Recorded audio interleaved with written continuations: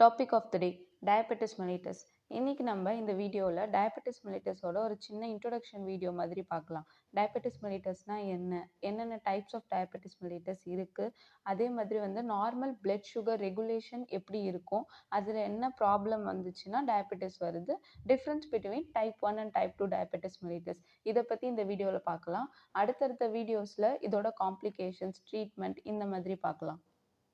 இப்போ டயபெட்டிஸ் மெலிட்டஸ்னால் என்ன? அதாவது நமக்கு நார்மலாக தெரிஞ்சது என்ன, நம்மளோட பிளட் குளுக்கோஸ் லெவல் வந்து அதிகமாக இருக்கும், இன்சுலின் கூட ஏதோ ஒரு ரிலேஷன் இருக்கிறதுனால நமக்கு டயபெட்டிஸ் மெலிட்டஸ் வருது. இப்போ அப்படின்னா என்னென்னு கிளியராக பார்க்கலாம். நம்மளோட பேங்க்ரியாஸ் வந்து இன்சுலின், குளுக்கோகான், சொமாட்டோஸ்டாட்டின்னு 3 ஹார்மோனை வந்து ப்ரொடியூஸ் பண்ணுது. அதாவது பேங்க்ரியாஸில் ஐலட் ஆஃப் லாங்கர்ஹான்ஸ்ன்னு இருக்கும். அதில் பீட்டா செல்ஸ் வந்து இன்சுலினை செக்ரீட் பண்ணும், ஆல்ஃபா செல்ஸ் வந்து குளுக்கோகானை ப்ரொடியூஸ் பண்ணும், அண்ட் தென் டெல்டா செல்ஸ் வந்து சொமாட்டோஸ்டாட்டினை ப்ரொடியூஸ் பண்ணும். இந்த ஹார்மோன்ஸ் வந்து பேலன்ஸாக இருக்கிறதுனால, இந்த ஹார்மோன்ஸ் வந்து அதோட ஒர்க்கை ஒழுங்காக பண்ணுச்சு அப்படின்னா நம்ம பாடியில் குளுக்கோஸ் ஹோமியோஸ்டாட்டிஸ் கரெக்டாக இருக்கும். குளுக்கோஸ் ஹோமியோஸ்டாட்டிஸ்னால் என்ன? இன்சுலின் அண்ட் குளுக்கோகானுக்கு நடுவில் ஒரு பேலன்ஸ் கரெக்டாக இருக்கும் போது நம்மளோட பாடியில் உள்ள பிளட் குளுக்கோஸ் லெவலும் கரெக்டாக மெயின்டைன் ஆகும். அப்போ இந்த இன்சுலின் அண்ட் குளுக்கோகான் ஹார்மோனோட பேலன்ஸில் ஏதாவது ப்ராப்ளம் வந்துச்சுன்னா டயபெட்டிஸ் மெலிட்டஸ் வரலாம். ஓகே, நெக்ஸ்ட்டு நார்மலாக ஒருத்தங்களுக்கு வந்து இன்சுலின் லெவலில் வந்து கம்மியாக இருக்குது, இல்லை இன்சுலினில் ஏதாவது ப்ராப்ளம் இருக்குது, இன்சுலின் செக்ரீஷன்லையோ இல்லை இன்சுலின் அப்சார்ப்ஷன்லையோ ஏதாவது ப்ராப்ளம் இருக்குது அப்படின்னா வந்து அவங்களுக்கு டயபெட்டிஸ் மெலிட்டஸ் இருக்கும். இதுதான் வந்து ஹைப்பர் கிளைசீமியா அப்படின்னு சொல்கிறாங்க. அதாவது நம்மளோட பிளட் குளுக்கோஸ் லெவல் அதிகமாக இருக்கும், ஹைப்பர் கிளைசீமியா. இதை ட்ரீட் பண்ணாமலே விட்டுட்டாங்கன்னா அவங்களுக்கு ஃபர்தர் காம்ப்ளிகேஷன், நமக்கே தெரியும் டயபெட்டிஸில் மேஜராக வந்து மைக்ரோவாஸ்குலர், மேக்ரோவாஸ்குலர் காம்ப்ளிகேஷன்ஸ் இருக்குது. டயபெட்டிஸ் ட்ரீட் பண்ணாமல் பிளட் குளுக்கோஸ் லெவல் அதிகமாகிடுச்சுன்னா அடுத்து காம்ப்ளிகேஷன்ஸ் வரும்ன்ட்டு அந்த மாதிரி காம்ப்ளிகேஷன்ஸ்லாம் வரும். இந்த மாதிரி காம்ப்ளிகேஷன்ஸை பற்றி நம்ம பர்டிகுலராக ஃபியூச்சர் வீடியோஸில் செப்பரேட்டாக பார்க்கலாம். ஓகே, இப்போ வந்து பிளட் சுகர் ரெகுலேஷன் பற்றி பார்க்கலாம். நார்மலாக நம்ம பாடியில் வந்து லோ பிளட் குளுக்கோஸ் இருந்துச்சுன்னா பேங்க்ரியாஸ் வந்து குளுக்கோகானை செக்ரீட் பண்ணும். அதாவது வந்து ஆல்ஃபா செல்ஸ் வந்து குளுக்கோகானை அதிகமாக ரிலீஸ் பண்ணும். அது மூலியமாக வந்து லிவர் வந்து அதிகமாக நம்ம பிளட்டுக்கு வந்து குளுக்கோஸை ரிலீஸ் பண்ணும். அதாவது கிளைக்கோஜன் தான் குளுக்கோஸாக லிவரில் மாறும். ஸோ தட் இப்போ நம்ம பிளட்டுக்கு அதிகமாக குளுக்கோஸ் ரிலீஸ் ஆகுறப்ப அந்த லோ பிளட் குளுக்கோஸ் லெவல் வந்து நார்மல் பிளட் குளுக்கோஸாக அச்சீவ் ஆகிடும். அப்போ குளுக்கோகான் என்ன பண்ணும், நம்ம பிளட்டில் குளுக்கோஸ் லெவலை இன்க்ரீஸ் பண்ணும். எப்படி? குளுக்கோகான் வந்து ஆல்ஃபா செல்ஸ் வந்து செக்ரீட் பண்ணுது, அது மூலியமா வந்து நம்ம லிவர் வந்து குளுக்கோஸை அதிகமாக பிளட்டுக்கு ரிலீஸ் பண்ணுது. ஸோ தட் வந்து நம்ம பிளட்ல வந்து நார்மல் குளுக்கோஸ் லெவல் அச்சீவ் ஆகிடும். அதுவே நம்ம பிளட்ல வந்து ஹை பிளட் குளுக்கோஸ் இருந்துச்சு அப்படின்னா பேங்க்ரியாஸ் வந்து இன்சுலினை ரிலீஸ் பண்ணும். அதாவது பீட்டா செல்ஸ், பேங்க்ரியாஸில் இருக்கிற பீட்டா செல்ஸ் வந்து இன்சுலினை ரிலீஸ் பண்ணும். அது மூலியமா நம்ம பாடியில் இருக்கிற டிஷ்யூஸு, செல்ஸு இதெல்லாம் வந்து பிளட்லேருந்து குளுக்கோஸை அதிகமாக அப்டேக் பண்ணிக்கும், அதுக்குள்ளே எடுத்துக்கும். ஸோ தட் வந்து நம்ம பிளட்ல இருக்கிற குளுக்கோஸ் லெவல் கம்மியாகும். அப்போ குளுக்கோகானோட வேலை என்ன? நம்மளோட பிளட் குளுக்கோஸை வந்து அதிகமாக்குறது. இன்சுலினோட வேலை வந்து பிளட் குளுக்கோஸை கம்மி பண்ணுறது. இதுலேயுமே அதான் சொல்லியிருக்காங்க, நம்ம பேங்க்ரியாஸில் உள்ள ஐலட்ஸ் ஆஃப் லாங்கர்ஹான்ஸ்லேருந்து பீட்டா செல்ஸ் இன்சுலினை செக்ரீட் பண்ணும், ஆல்ஃபா செல்ஸ் குளுக்கோகானை செக்ரீட் பண்ணும். இது அளவுக்கு நம்ம இப்போ கிளியராக தெரிஞ்சுக்கிட்டோம். அடுத்து இன்சுலின் என்ன பண்ணும், கிளைக்கோஜன் ஃபார்மேஷனை ஸ்டிமுலேட் பண்ணும். ஸோ தட் கிளைக்கோஜன் வந்து லிவரில் குளுக்கோஸாக கன்வெர்ட் ஆகி அண்ட் தென் வந்து குளுக்கோஸ் அப்டேக், அதாவது நம்ம டிஷ்யூ செல்ஸ்லாம் இருக்குல்ல அதில் வந்து குளுக்கோஸ் அப்டேக்கை அதிகமாக ஸ்டிமுலேட் பண்ணும். ஸோ அப்போ வந்து நம்மளோட டிஷ்யூ செல்ஸ்லாம் குளுக்கோஸ் அதிகமாக எடுத்துக்கிறப்ப நம்மளோட பிளட்ல வந்து சுகர் லெவல் கம்மியாகிடும். அப்போ இப்போ சுகர் லெவல் கம்மியாக இருக்கும். இது குளுக்கோகான் செக்ரீஷனை ஸ்டிமுலேட் பண்ணும். ஸோ தட் அப்போ குளுக்கோகான் வந்து நமக்கு இப்போ ரிலீஸ் ஆச்சு அப்படின்னா வந்து அது கிளைக்கோஜன் பிரேக் டவுனை ஸ்டிமுலேட் பண்ணி நம்மளோட பிளட் சுகர் லெவலை அதிகமாக்கும். அப்போ அது அகெயின் இன்சுலின் செக்ரீஷனை ஸ்டிமுலேட் பண்ணும், அந்த ஹை பிளட் சுகரை கண்ட்ரோல் பண்ணுறதுக்கு. இதுதான் நார்மல் பிளட் சுகர் ரெகுலேஷன் நம்ம பாடியில் நடக்கிறது. இதில் ஒரு ப்ராப்ளம் வரப்ப ஒன்று இந்த இன்சுலின் வந்து ஒழுங்காக அப்டேக் ஆகலை, இல்லை இன்சுலின் ஒழுங்காக செக்ரீட் ஆகலை, அப்படிங்கிறப்ப தான் வந்து அது டயபெட்டிஸ் மெலிட்டஸாக ரிசல்ட் ஆகுது. இப்போ கிளாசிஃபிகேஷன் ஆஃப் டயபெட்டிஸ் மெலிட்டஸ்ன்னு பார்க்கலாம். நம்ம எல்லாருக்குமே தெரியும் type 1 diabetes, type 2 diabetes and gestational டயபெட்டிஸ்ன்னு 3 இருக்கு. அது இல்லாமல் வந்து diabetes due to other cause such as வந்து ஒரு ஜெனட்டிக் டிஃபெக்ட்னாலேயோ அப்படி இல்லைன்னா மெடிகேஷன்ஸ்னாலேயோ வர்றது, இதெல்லாம் வந்து other diabetes mellitus. American diabetes association படி இந்த 4 தான் வந்து டயபெட்டிஸ் மெலிட்டஸோட கிளாசிஃபிகேஷன். அடுத்து இப்போ நம்ம other type of diabetes mellitus, அதாவது இதெல்லாம் வந்து ரொம்ப காமன் கிடையாது, பட் ஸ்டில் இதெல்லாம் வந்து இன்னும் இருக்கிற டைப்ஸ். ஃபர்ஸ்ட் வந்து latent auto immune diabetes of adults, இதை வந்து லாடா LADA அப்படின்னு சொல்லுவாங்க. அதாவது வந்து டைப் 1 டயபெட்டிஸ்னா யூஸ்வலாக வந்து ஏர்லி ஏஜஸ் ஆஃப் லைஃப்ல தான் நடக்கும். பட் இந்த பர்டிகுலர் டைப் ஆஃப் டயபெட்டிஸ் வந்து ஓல்டர் பேஷண்ட்ல டைப் 1 டயபெட்டிஸாக வரும். டைப் 1 டயபெட்டிஸ்னா யூஸ்வலாக வந்து இது வந்து ஒரு ஆட்டோ இம்யூன் தான், அதாவது நம்ம ஓன் இம்யூன் சிஸ்டமே வந்து நம்ம பாடியை அட்டாக் பண்ணிக்கும். அது மூலியமா பீட்டா செல்ஸ் டிஸ்ட்ரக்ஷன் ஆகிடும். நமக்கே தெரியும் பீட்டா செல்ஸ் தான் இன்சுலினை ப்ரொடியூஸ் பண்ணுது. அப்போ பீட்டா செல்ஸ் டிஸ்ட்ரக்ஷன் ஆயிடுச்சுன்னா இன்சுலின் ஒழுங்காக ப்ரொடியூஸ் ஆகாது. ஸோ அப்போ வர்றது தான் latent auto immune diabetes of adults. Next maturity onset diabetes mellitus in young, அதாவது டயபெட்டிஸ் டைப் 2 டயபெட்டிஸ்ங்கிறது வந்து யூஸ்வலாக ஓல்டர் பேஷண்ட்டுக்கு தான் வரும். பட் இந்த பர்டிகுலர் டைப்ல வந்து யங்கர் பேஷண்ட், அதாவது யங்கர் பேஷண்ட்னா டைப் 1 தான் வரும், ஆனால் அவங்களுக்கு டைப் 2 டயபெட்டிஸ் வந்துடும். அதான் சொல்லியிருக்காங்க early onset of type 2 diabetes in younger patient there will be insulin production but cells won't respond. அதாவது வந்து உங்களுக்கு வந்து இன்சுலின் ப்ரொடக்ஷன் இருக்கும், ஆனால் செல்ஸ் ரெஸ்பாண்ட் பண்ணாது. யூஸ்வலா டைப் 1 டயபெட்டிஸ்ல வந்து பீட்டா செல்ஸ் அட்டாக் ஆகிடும். அது மூலியமா அதால ஒழுங்கா இன்சுலின் ப்ரொடக்ஷனை வந்து கொடுக்க முடியாது. அதே டைப் 2 டயபெட்டிஸ்ல வந்து இன்சுலின் ப்ரொடக்ஷன் இருக்கும் இனிஷியல் ஸ்டேஜஸ்ல, பட் நம்மளோட டிஷ்யூஸ் இதெல்லாம் வந்து அது ஒழுங்கா அப்டேக் பண்ணிக்க முடியாது, அது வந்து ஒழுங்கா ரெஸ்பாண்ட் பண்ணாது. அதுதான் டைப் 2 டயபெட்டிஸ். டைப் 1ல இன்சுலின் செக்ரீஷனே கம்மியா இருக்கும், டைப் 2ல வந்து இன்சுலின் ப்ரொடக்ஷன் இருக்கும், பட் அதனால நம்ம செல்ஸ்னால அந்த அப்டேக்கை அக்செப்ட் பண்ணிக்க முடியாது. இதுதான் நார்மலா இருக்கும். பட் இந்த LADA latent auto immune diabetes of அடல்ட்ஸில் யங்கர் பேஷண்ட்டுக்கு வர டைப் 1 டயபெட்டிஸ் வந்து ஓல்டர் பேஷண்ட்டுக்கு காட்டும். அதே maturity onset diabetes mellitus in young, அதாவது வந்து இது MODY அப்படி இல்லைன்னா MODM அப்படின்னு சொல்லுவாங்க. இதில் வந்து யங்கர் பேஷண்ட்டுக்கு ஓல்டர் பேஷண்ட்டுக்கு வர டைப் 2 டயபெட்டிஸ் காட்டும். நெக்ஸ்ட் செகண்டரி டயபெட்டிஸ் மெலிட்டஸ், நம்ம ஆல்ரெடி சொன்ன மாதிரி ட்ரக் இன்டியூஸ்டு டயபெட்டிஸ் மெலிட்டஸ். அதாவது ஃபார் எக்ஸாம்பிள் வந்து பீட்டா பிளாக்கர் சொல்கிறாங்க, ட்ரக்ஸ்னால ஏதாவது நம்ம ஆல்ரெடி எடுத்துகிட்டு இருக்கிற ட்ரக்குனால நமக்கு டயபெட்டிஸ் மெலிட்டஸ் வருது அப்படின்னா அதுதான் secondary diabetes mellitus. For example வந்து பீட்டா பிளாக்கர் சொல்கிறாங்க, அதாவது இப்போ யூஸ்வலாக வந்து பீட்டா பிளாக்கர்ஸ் வந்து பீட்டா ரிசெப்டார்ஸில் தான் வந்து ஆக்ட் ஆகும், பீட்டா ரிசெப்டாரை தான் பிளாக் பண்ணும். அதே மாதிரி நம்ம இன்சுலினை ப்ரொடியூஸ் பண்ணுற பீட்டா செல்ஸில் பீட்டா 2 ரிசெப்டார்ஸ் இருக்கும்.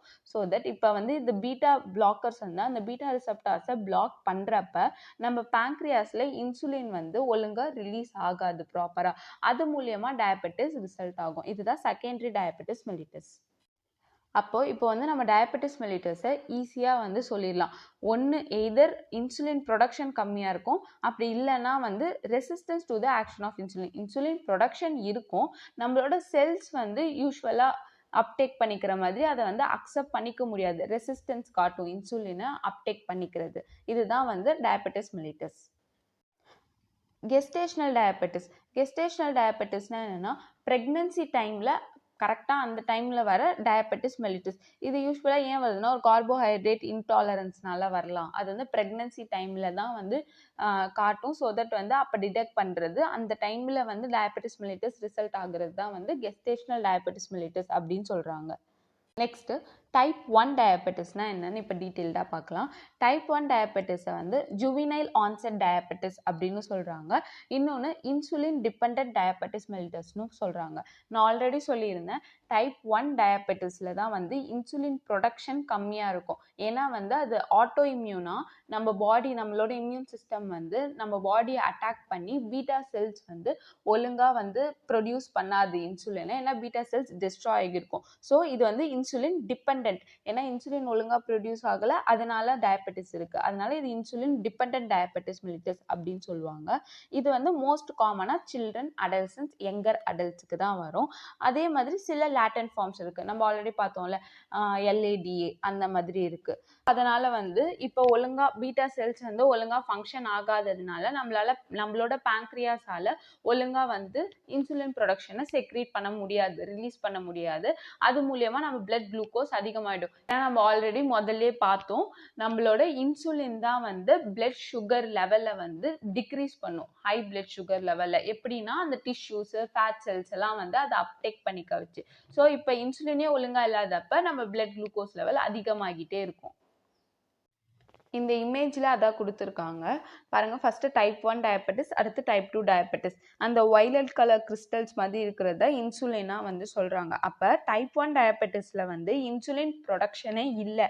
ஆனால் டைப் 2 டயபெட்டிஸில் இன்சுலின் ப்ரொடக்ஷன் இருக்கு, நம்மளோட டிஷ்யூஸ் தான் அதை வந்து அப்டேக் பண்ணிக்க மாட்டேங்குது. அதாவது இன்சுலின் ரிசப்டார்ஸ்ன்னு சொல்றாங்க. அதுதான் வந்து அந்த இன்சுலினை எடுத்துக்க மாட்டேங்குது. அடுத்து type 2 diabetes mellitus. Type 2 diabetes மெலிட்டஸ்னா நான் இன்சுலின் டிபெண்டன்ட் டயபெட்டிஸ் மெலிட்டஸ். அதாவது நம்ம பாடியில் இன்சுலின் ப்ரொடக்ஷன் இருக்கும், பட் நம்மளோட டிஷ்யூஸ்னாலேயோ ஃபேட் செல்ஸ்னாலேயோ வந்து அந்த இன்சுலின் ப்ரொடக்ஷனை வந்து அக்செப்ட் பண்ணிக்க முடியாது, அதால் அப்டேக் பண்ணிக்க முடியாது. இதுதான் வந்து டைப் 2 டயபெட்டிஸ் மெலிட்டஸ். இதுதான் யூஸ்வலாக 90% ஆஃப் கேசஸில் இருக்கும். அதாவது டைப் 1 கம்பேர் பண்ணுறப்ப டைப் 2 தான் வந்து நம்ம கண்ட்ரியில் ரொம்ப அதிகமாக இருக்குது, நமக்கே தெரியும். நெக்ஸ்ட் டைப் 2 டயபெட்டிஸ் வந்து யூஸ்வலாக 45 இயர்ஸ் ஆஃப் ஏஜுக்கு அப்புறம் தான் இருக்கும். அப்போ அதுக்கு முன்னாடி ஒரு 40க்குள்ள 30க்குள்ள வரது அப்படி அது எல்லாமே வந்து டைப் 1 டயபெட்டிஸ் மெலிட்டஸ் தான். சம்டைம்ஸ் வந்து சில்ட்ரன் அண்ட் டீன்ஸ், அதாவது இவங்களுக்கெல்லாமுமே டைப் 2 டயபெட்டிஸ் அதிகமாக வருது. இது ஏன்னா மெயினாக வந்து ஒபிசிட்டினால அப்படின்னு சொல்கிறாங்க. இதை தான் வந்து நம்ம வந்து மெச்சூரிட்டி ஆன்செட் டயபெட்டிஸ் இன் யங் அப்படின்னு பார்த்துருந்தோம். ஓகேவா? அதே மாதிரி வந்து நம்ம ஆல்ரெடி பார்த்தோம் டைப் 1 டயபெட்டிஸ் வந்து ஒரு ஆட்டோ இம்யூன் ப்ராசஸ்னால வருதுன்னு. ஆனால் டைப் 2 டயபெட்டிஸ் வந்து ஆட்டோ இம்யூனால மட்டும் வரதில்லை. Genetic factors, ageing, obesity, peripheral insulin resistance, அதாவது நம்ம பாடியில் இன்சுலின் ரெசிஸ்டன்ஸ், இதனால கூட வரலாம் அப்படின்னு சொல்கிறாங்க. நெக்ஸ்ட் வந்து இப்போ நம்ம பாடியில் டயபெட்டிஸ் வந்துருச்சு அப்படின்னா மெட்டபாலிக் அல்ட்ரேஷன்ஸ் நிறையா இருக்கும். அது வந்து டைப் 1 டயபெட்டிஸை கம்பேர் பண்ணுறப்ப வந்து டைப் 2 டயபெட்டிஸ் மெலிட்டஸில் ரொம்ப கம்மி அப்படின்னு தான் சொல்கிறாங்க. இப்போ டைப் 1 டயபெட்டிஸ்க்கும் டைப் 2 டயபெட்டிஸ்க்கும் உள்ள டிஃப்ரென்ஸ் பார்க்கலாம். டைப் 1 வந்து இன்சுலின் டிபெண்டன்ட் டயபெட்டிஸ்ன்னு பார்த்துருந்தோம். டைப் 2 வந்து நான் இன்சுலின் டிபெண்டன்ட் டயபெட்டிஸ். டைப் 1 வந்து யங்கர் ஏஜ்லேயே வந்துடும், அதாவது சைல்ட்ஹுட் ஆன்செட் டயபெட்டிஸ். டைப் 2 வந்து அடல்ட் ஆன்செட் டயபெட்டிஸ். டைப் 1 டயபெட்டிஸில் வந்து நம்ம பாடியில் இன்சுலின் வந்து அதுக்கப்புறம் ப்ரொடியூஸ் ஆகாது, ஏன்னா பீட்டா செல்ஸ் வந்து டெஸ்ட்ராய் ஆகியிருக்கும். ஸோ தட் வந்து இதுதான் டைப் 1 டயபெட்டிஸ் மெலிட்டஸ். இதுவே டைப் 2 டயபெட்டிஸ்னால் வந்து பாடியில் இன்சுலின் ப்ரொடக்ஷன் இருக்கும், ஆனால் வந்து நம்மளோட செல்ஸ் வந்து அதை அக்செப்ட் பண்ணிக்காது, அதை வந்து அப்டேக் பண்ணிக்காது. அப்போ வந்து இன்சுலின் ரெசிஸ்டன்ஸ் ஆகிடும். இதுதான் டைப் 2 டயபெட்டிஸ் மெலிட்டஸ். இப்போ டைப் 1 டயபெட்டிஸ் மெலிட்டஸ்க்கு வந்து ப்ரிவென்ஷன் எதுவுமே கிடையாது, அதே மாதிரி அதோட காசும் என்னன்னு நமக்கு தெரியாது. டைப் 2 டயபெட்டிஸில் வந்து மெயினாக ஜெனட்டிக்ஸ்னால டைப் 2 டயபெட்டிஸ் வரலாம். இது வந்து கொஞ்சம் ப்ரிவென்ட் பண்ணலாம். அதாவது வந்து நம்ம ஏர்லி ஏஜஸ்லேயே வந்து லைஃப் ஸ்டைலில் ஒழுங்காக மெயின்டைன் பண்ணி ஹெல்த்தி லைஃப் ஸ்டைல் இருக்கும் போது ஹெல்த்தியாக சாப்பிட்றப்ப, எக்ஸசைஸ் பண்ணுறப்ப இதை ப்ரிவென்ட் பண்ணலாம். அதே மாதிரி டைப் 2 டயபெட்டிஸ் வந்துட்டாலும் நம்ம ஒரு ஹெல்த்தி லைஃப் ஸ்டைல் மெயின்டைன் பண்ணுறப்ப அது வந்து கண்ட்ரோலாகவே இருக்கும் அப்படின்னு சொல்கிறாங்க. இப்போ டைப் 1 டைப் 2 டயபெட்டிஸோட சிம்டம்ஸ்ன்னு பார்த்தா ஓரளவுக்கு சிமிலராக தான் இருக்கும்.